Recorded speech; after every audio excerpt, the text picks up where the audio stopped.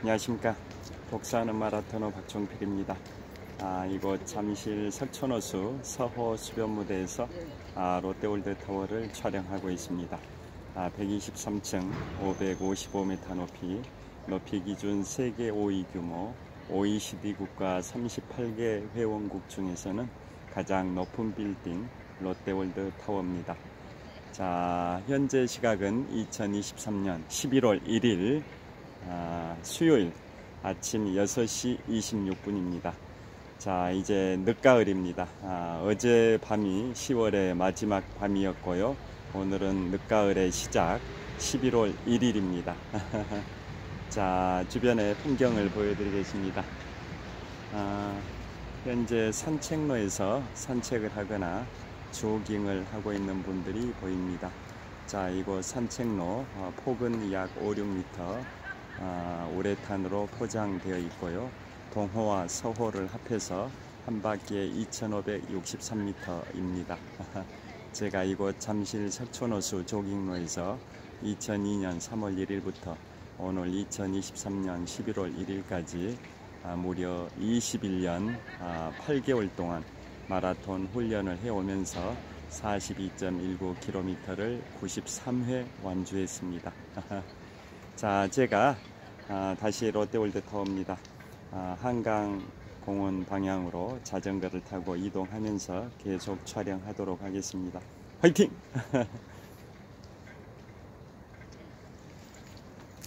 자, 현재 시각은 6시 27분입니다.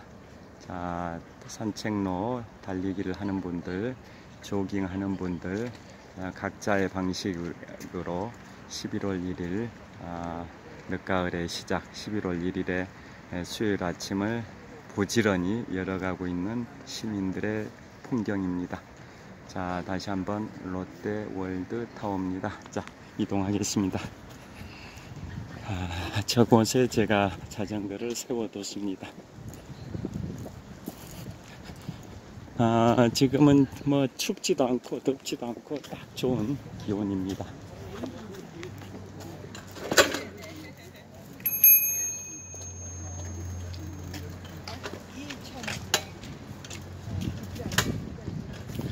자, 현재 바람이 불고 있는데요. 낙엽이 우수수 많이 떨어졌습니다. 지금 보행로 보시면 보도 가로수 플라타나스 나무에 낙엽이 우수수 떨어져 있습니다. 자, 제가 오늘 아침에는 자전거 출근길에 이탈리아 베네치아의 인공 조수 차단벽에 관하여 말씀드리겠습니다. 제가 지금부터 13년 전인 2010년 10월에 내 식구가 가족 여행으로 유럽 3개국을 갔었습니다. 이탈리아, 스위스, 프랑스, 유럽 3개국 중에 가장 인상 깊었던 곳이 바로 물의 도시 베네치아입니다. 이탈리아어로는 베네치아, 영어로는 베니스인데요. 자, 베네치아가 가장 멋진 풍경을 자랑을 하는 곳으로 기억에 오래 남아있는 곳이 바로 물의 도시 베네치아, 즉 베니스입니다. 자, 이곳에서 횡단보도를 건너도록 하겠습니다. 이곳 역시 낙엽이 우수수 떨어져 있습니다. 차가 없으니까 완전히 차도를 건너 보겠습니다. 자, 잠실벌의 아파트 숲 사이를 통과하고 있습니다. 자, 베네치아는 120개의 인공섬으로 구성되어 있는데요. 섬과 섬, 그런 작은 섬들 사이에는 소운하가 있고, 또 그 섬의 군락 사이에는 이제 대운하가 설치되어 있습니다. 그래서 작은 섬들 사이에 있는 소운하는 곤돌라라는 6인승 나룻배 비슷한 걸 타고 투어를 하고요. 또 큰 섬 군락 사이에 있는 대운하는 수상택시라는 쾌속 보트를 타고 투어를 하는 그러한 구조로 되어 있습니다. 그래서 제가 13년 전인 2010년 10월에 베네치아, 즉 베니스에 가서 물의 도시 베니스의 풍경을 만끽을 했는데요. 자, 본격적으로 말씀드리기 앞서서 그곳은 어느 정도로 아름다운 곳이냐, 세계적인 유명 인물들이 그곳을 방문을 했었습니다. 대표적으로 200여 년 전에 유럽 대륙을 평정했던 약 20년 정도 유럽 대륙을 쥐락펴락했던 프랑스의 영웅 나폴레옹 보나파르트가 이탈리아 베네치아에 가서 그 베네치아의 산마르코 광장이 있는데요. 베네치아의 중심입니다. 베네치아의 중심에 있는 산마르코 광장에 가서 나폴레옹이 그곳을 유럽에서 가장 아름다운 응접실이라고 격찬했었습니다. 그리고 나폴레옹의 첫 번째 부인인 조제핀도 그곳에서 한동안 머무르면서 베네치아의 그 아름다운 풍경에 푹 빠져서 그곳에서 일정 기간 체류하면서 베네치아의 그 진면목을 만끽을 하기도 했고요. 또 결혼 행진곡의 작곡가 바그너 딴딴따단 딴딴따단 그 결혼 행진곡의 작곡가 바그너, 그 다음에 1954년 노인과 바다라는 작품으로 노벨 문학상을 수상한 미국의 대문호 어니스트 해밍웨이, 그 어니스트 해밍웨이도 그곳에서 한동안 머무르면서 누구를 위하여 종을 울리나, 누구를 위하여 종을 울리나 라는 작품을 집필하기도 했었습니다. 자, 그 외에도 수많은 인물들이 또 세익스피어의 베니스의 상인이라는 희극이 있죠. 세익스피어의 4대 희극의 희극 중에 하나가 바로 베니스의 상인인데요. 베니스의 상인의 그 무대도 바로 베네치아입니다. 자, 그 정도로 베네치아는 수많은 세월 동안 수많은 유명 인사들이 수많은 그 활동을 했었던 공간이 물의 도시 이탈리아의 북동부에 있는 베네치아, 즉 베니스입니다. 자, 그래서 오늘 드릴 말씀은 베네치아에 그 당시에 제가 갔을 때니까 13년 전 2010년 10월에 베네치아가 약간 그때 비가 내리진 않았었는데요. 베네치아의 그 시가지를 여행하다 보니까 비 올 경우를 대비해서 철제로 만든 인공 징검다리 비슷한 게 군데군데 이동식입니다. 고정된 게 아니라 징검다리의 역할을 하는 철제 구조물이 군데군데 설치가 되어 있었습니다. 그래서 비가 많이 내리면 그 베네치아의 그 도로가 물에 잠기는 그런 문제점이 있어서 비가 많이 오면 그 인공 철제 구조물을 도로 바닥 위에 놓고 그걸 징검다리 삼아서 도로를 거닐게 된다라는 그러한 용도로 그게 도로 곳곳에 눈에 보였었는데요. 그때 보니까 베네치아라는 그 인공섬 엄청난 말뚝을 해상 위에 박아놓고 그 위에다 인공섬을 조성한 것이 베네치아 물의 도시인데요. 자, 그 인공섬이 그 섬들의 무게로 인해서 지반을 받치고 있는 말뚝이 점점 침하가 돼서 언젠가는 베네치아라는 물의 도시도 물에 잠긴다라는 얘기가 있긴 한데요. 아직은 그게 꽤 오랜 세월이 지나야 그럴 것 같고, 아직은 좀 더 수백 년 더 버틸 수 있을 것 같습니다. 그런데 문제는 바다의 바닷물 조수죠. 조수의 파도가 높이 치게 되면 그게 인공섬인 베네치아로 그 파도가 몰려와 가지고 베네치아 도로의 바닥이 잠기는 그러한 치명적인 문제가 있었습니다. 그래서 일례를 들면 지금부터 4년 전 잠실 나들목이 북쪽 방향 20m, 30m 지점이 있습니다. 지금부터 4년 전인 2019년 이맘때 역사상 두 번째로 높은 바닷물의 파도가 쳤습니다. 그 당시에 높이가 187cm였다고 합니다. 1.87m. 바닷물의 파도의 그 조수의 수위가 1.87m 높이로 역사상 두 번째로 높은 파도가 친 적이 있습니다. 그래서 그 당시에 베네치아 도시의 대부분이 물에 잠겨 버렸습니다. 그래서 학교가 문을 닫고 상점도 다 문을 닫고 도시의 기능의 대부분이 마비가 돼 버렸습니다. 그게 지금부터 4년 전인 2019년 10월 달의 일인데요. 자, 그로 인해 가지고 경제적 피해가 대략 한 1조 4천억 정도가 발생이 됐습니다. 187cm, 즉 1.87m 높이의 파도가 치는 바람에 그 파도가 인공섬으로 구성된 베네치아로 들이닥쳐서 예를 들어서 그 정도로 파도가 닥쳐가지고 재산 피해 추산액이 1조 4천억 정도가 발생할 정도로 역대 두 번째로 높은 파도, 조수의 높이 187cm였는데요. 경제적 손실이 상당했었던 겁니다. 그게 대표적인 피해 사례인데요. 그래서 베네치아는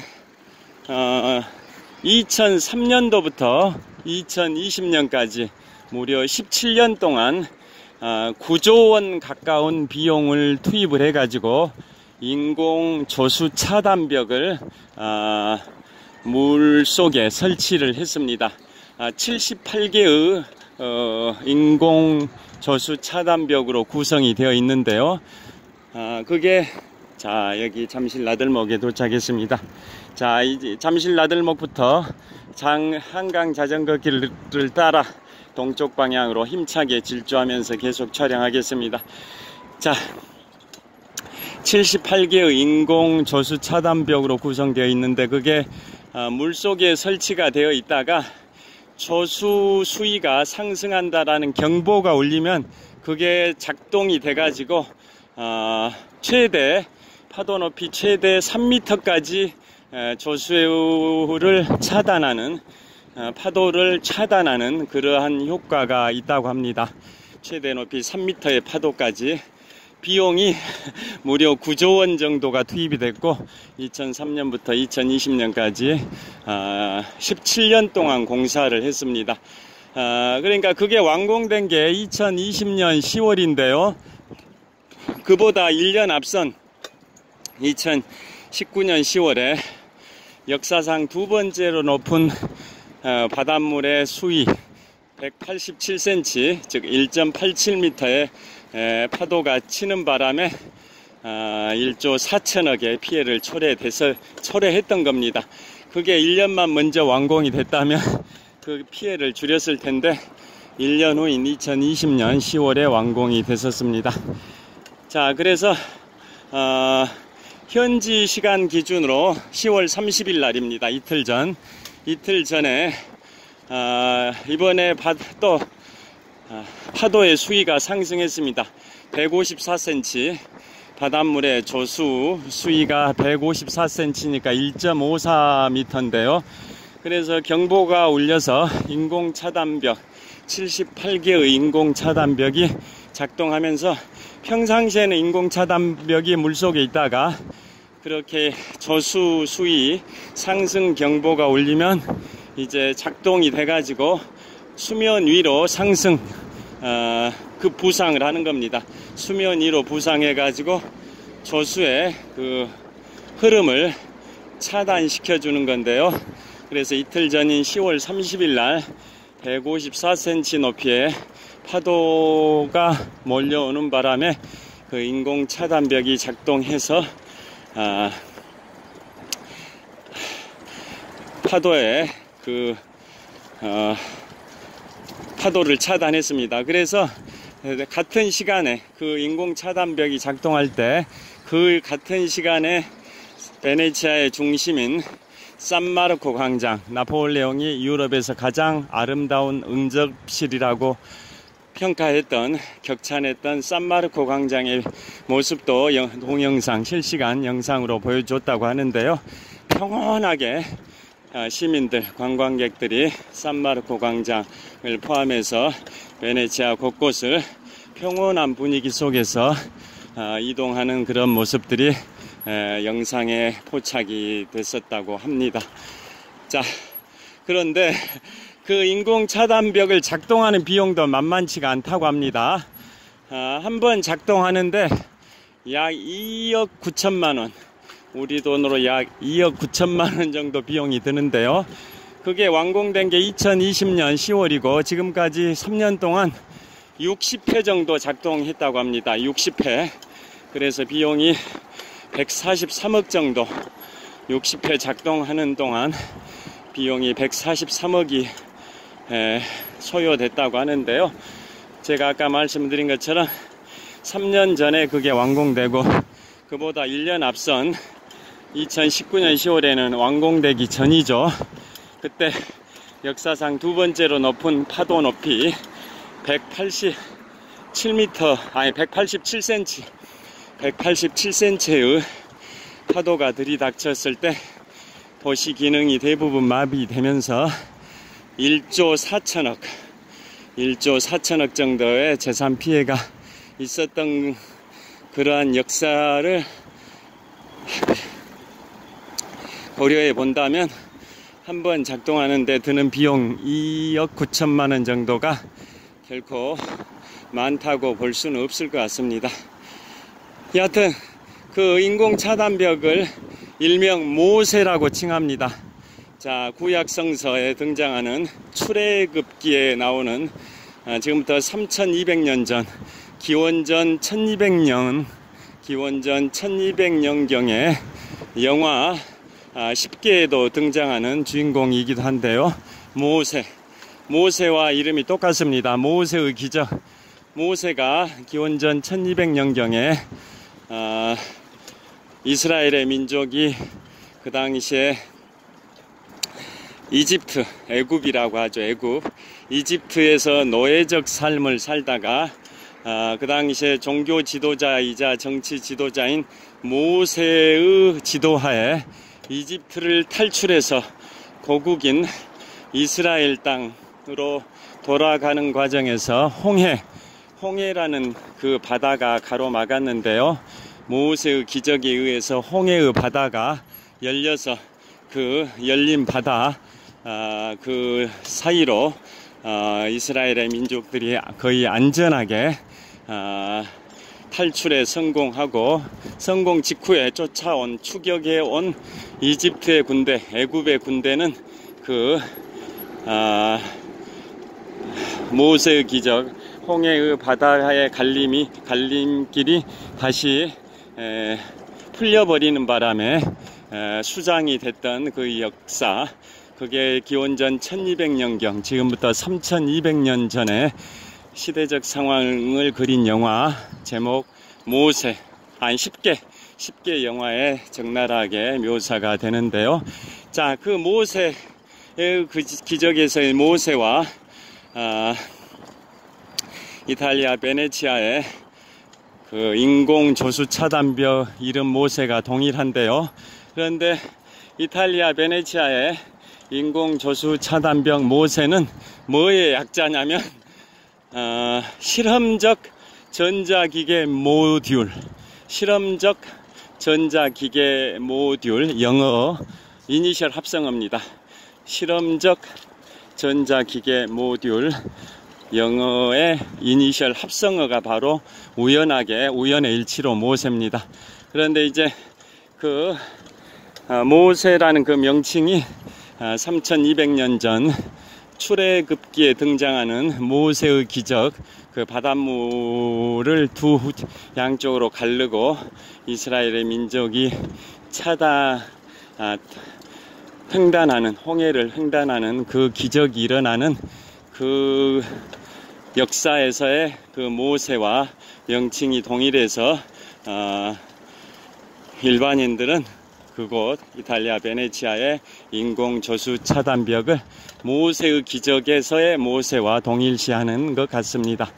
자, 2003년부터 2020년까지 17년 동안 공사비 9조 원 가까운 비용을 투입해서 78개의 인공 차단벽을 설치했고, 파도 높이 최대 3m의 높이까지 높은 파도까지 차단할 수 있는 그 인공 차단벽 1회 가동하는데 비용이 2조 9천억 정도고,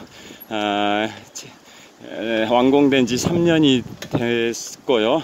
그 3년 동안 60회가 가동되면서 143조의 비용이 들긴 했지만, 그 가동이 시작되기 1년 전인 2019년 10월에 역사상 두 번째로 높은 바닷물의 높이, 파도 187cm, 1.87m 높이의 파도로 인해서 4년 전 2019년 10월에 재산 추산액 1조 4천억 정도의 피해가 발생했던 그러한 역사를 감안해 본다면 그 설치 비용 9조 원 정도, 그리고 1회 가동 비용 2억 9천만 원이 결코 비싼 것만은 아닐 것 같습니다. 여하튼 제가 13년 전인 2010년 10월에 그곳에 갔을 때는 그 인공 조수 차단벽 공사가 한창 진행 중이었습니다. 왜냐하면 공사 기간이 2003년부터 2020년까지 17년 동안인데, 제가 딱 그 공사 기간의 중간에 해당되는 2010년 10월에 그곳에 갔었으니까요. 그래서 그 당시에는 비가 올 경우 또는 파도가 높이 칠 경우에 베네치아의 도로면이 물에 수십 센치 잠기는 그러한 경우를 대비해서 인공 철제 구조물이 도로 군데군데 놓여 있었는데요. 비가 오면 그걸 징검다리 삼아서 도로를 거닐게 하는 그런 이동식 인공 철제 구조물이었습니다. 그런데 이제는 그런 게 필요 없을 것 같습니다. 물론 인공 조수 차단벽, 그것은 파도를 막아주는 일종의 방파제 역할을 하는 건데요. 비가 올 경우는, 폭우가 온다면 이제 물에 잠기긴 하겠지만, 어지간한 비에는 물이 빠질 수 있게끔 배수 시설은 되어 있을 걸로 기대가 되고요. 그러니까 그러게 인공 철제 구조물, 징검다리 역할을 하는 이동식 그 구조물이 제가 13년 전에 여행할 때 있었던 이유는, 비가 올 경우를 대비해서라기보다는 파도가 높이 쳐서 그 도로면이 물에 잠길 경우를 대비했었던 것 같아요. 비가 올 경우는 자동으로 배수가 될 수 있도록 설계가 되어 있을 것 같습니다. 자, 여하튼 오늘은 우리 성경 마가복음의 주인공 세인트 마르코죠. 마가복음의 주인공 세인트 마르코의 유해가 이집트 알렉산드리아에 있다가 이탈리아 베네치아로 운구가 돼서 그곳에 안장을 하고 그 위에다 세운 성당이 산 마르코 성당이고요. 산 마르코 성당 앞에 있는 광장이 산 마르코 광장입니다.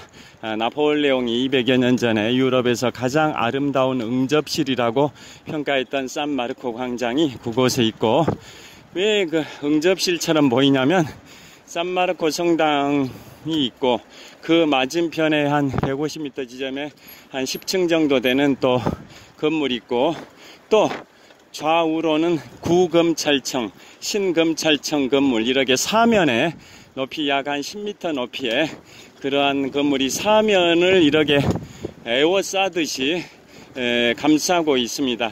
그 가운데 있는 광장이 넓이가 뭐 가로 한 100m, 세로 한 100m 정사각형에 가까웠던 것 같은데요. 그 정도 넓이의 그러한 광장이 사면에 10층 정도 높이의 건물들이 에워싸고 있다 보니까 아늑한 응접실처럼 느껴집니다. 그래서 200여 년 전에 유럽 대륙을 평정했던 프랑스의 영웅 나폴레옹 보나파르트가 산마르코 광장을 유럽에서 가장 아름다운 응접실이라고 격찬을 했습니다. 자, 풍납토성 나들목에 도착했고요. 자, 현재 시각 6시 50분 정도 됐습니다. 자, 이제 11월 1일입니다. 늦가을이 본격적으로 시작되는 11월의 첫날 11월 1일 아침인데요. 자, 영화 나폴레옹이 11월 22일에 개봉이 됩니다.